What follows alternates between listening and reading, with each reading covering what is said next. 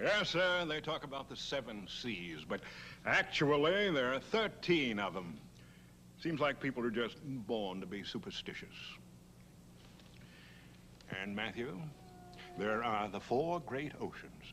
The Pacific, the Indian, the Arctic, and then right here within half a mile of us, our own great Atlantic. And that's some mud puddle, Matt. Yes, sir, some puddle. 31,530,000 square miles of water. And every bit of it just as wild and free as it was on the day God made it. Connie? You know, David... Is Dad still outside? Farragut was the first admiral the United States Navy ever had. That was about 100 years ago, 1866. And there have been a lot of good ones since. And right here in New England is the home of some of the finest sailors that the world's ever known. Has he been talking to the baby that way all afternoon? Greatest whaling port. Dad! Of course, that changed some in 1850 when they invented that new harpoon. Now, Matthew, when you're ready for your first boat, I'm going to build you a beetle cat. Got a good broad beam and can take a wave. Then, a little later, you may want to... He's got a defenseless baby lying flat on its back while he rattles on and on with facts about sailing and whaling that would put the Secretary of the Navy asleep. Maybe it'll put Matthew to sleep. You can depend on that. But, Matthew, when you're older, we'll get you one of those 18-footers like they sail in New Zealand. Will you listen to that? You don't see many of them around here. They say that an infant's mind will remember a person's voice and recognize that person long before it remembers what the person really looks like. Get up and run, then you'll know that you just gotta have one. That sly old dog. And there's practically no limit to the amount of sail you can put on. Why, with a main and gibbalone mat, you can get up to 400 square feet. And with a spinnaker mat, as much as 1,400. What do you think of that? Oh, Jiggers, it's Mom and Pop. Don't you think we ought to let Matthew get used to his bassinet first before we launch him into the Atlantic? Well, he's practically qualified as a midshipman already. Of course, you want to make certain he always salutes the captain, right? Well, Okay, Skipper. I'll take a hand at the helm now before you batten down all the hatches. What are you blethering about? Now, I know what you're up to, but no one's going to pirate away my son. Okay, come on. Get down below decks and help the cook set out the dinner. You see, I want to be the first male Carson that Matthew recognizes, and if that sounds too cruel to you, then it's your own fault because you're the one that spoiled me. Well, if that doesn't take the cake. Come on, Dad. I'd like to hear the sound of your voice. Oh. This is mutiny, Matt. Downright mutiny. Dinner will be ready in 5 minutes. No, wait a minute. I demand equal time. You're going to get a lifetime. No.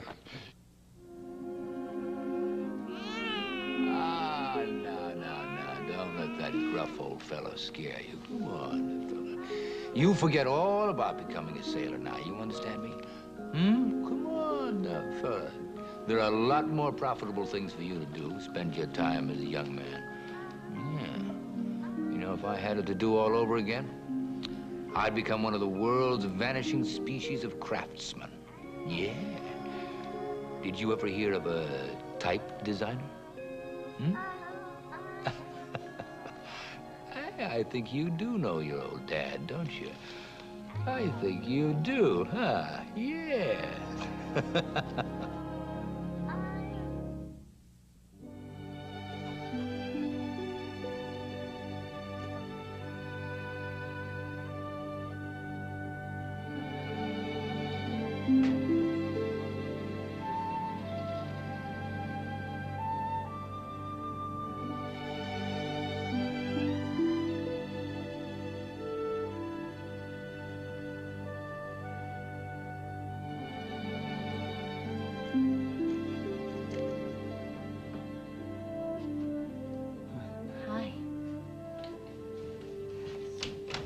Just writing to Mother. I got it.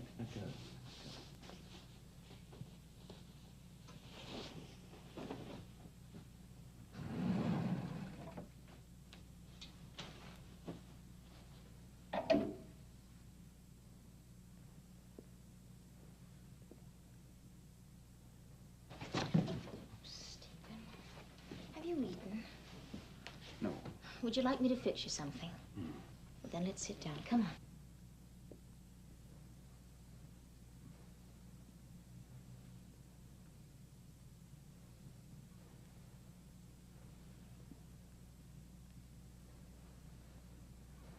Do you want to talk?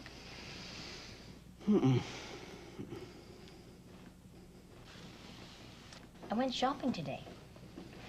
Not for antiques, for houses. I think you're right about this place. I'd like to move, too. The Boysen's place out on the ridge is for sale. It needs a little work done on it, new carpets and drapes. Oh, Stephen, such big feet you have. But it's got a terrific view.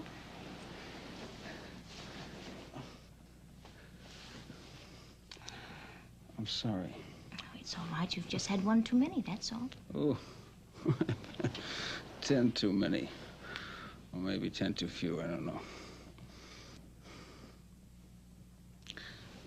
I've got one for you. I've got one. I went to Ada's. I know she called me after you left. Good old Ada. Can't stand the sight of me, but was afraid I would fall flat on my face. You afraid I might fall flat on my face, Betty? I think you know better than that. I might. I might fall flat on my face. Darling, there's always someone here to help you up. Oh, no, that's not the way it's supposed to be. Well, I had a big fall. You helped me. It's Martin Peyton, isn't it? You'll have to cross-examine him. Stephen, when the judge asks if you want to cross-examine, why don't you just say no questions? Hmm? No questions. No questions.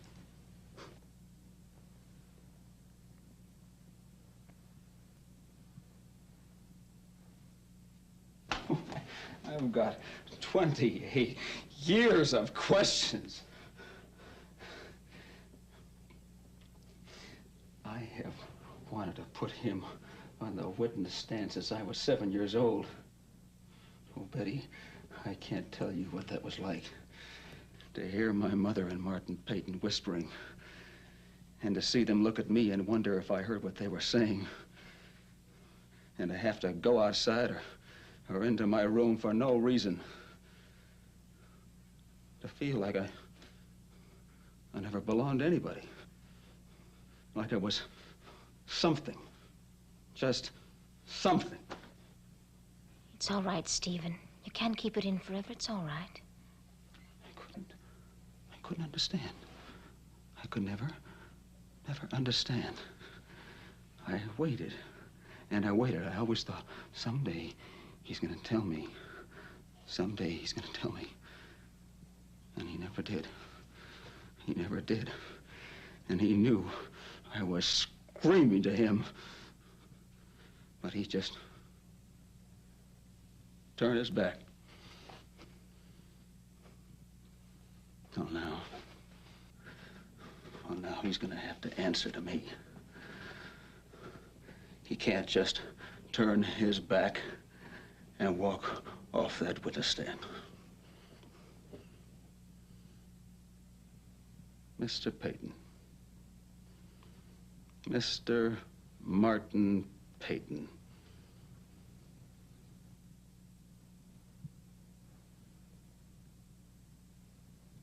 Now that is your real name, isn't it? Well, I want you to answer that. I want that answered under oath. So at least we'll know that much about you is honest. Mr. Martin Peyton. Well, you can't play Sphinx now. You'll answer me. Why? Why? Stephen. Now, why did you do it? You knew I grew up thinking you were my father. Why did you let me? Did you want that? Was there some part of you that wanted that? Did you want a son like I wanted a father? Well, you never treated me like a son. You never treated me like anything. Why'd you keep me hanging around, hoping and believing? Why? Stephen. I had a father! Now, why didn't you let me know him? Why didn't you let me know my own father? My mother didn't want me. My mother didn't want Anne, and she didn't want me. Now, why did you try and insist that that little boy be brought up by a woman that is nothing more than your... Why did you try and separate me from my only real family? Now, why? Why didn't you ever give me a choice? I'm a human being, and I should have had a choice. Oh, darling. Let it out. Let it all out.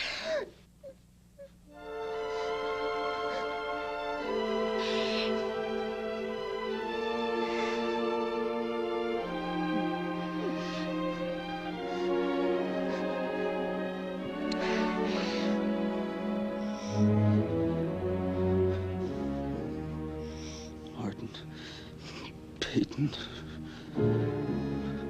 I'll crucify him.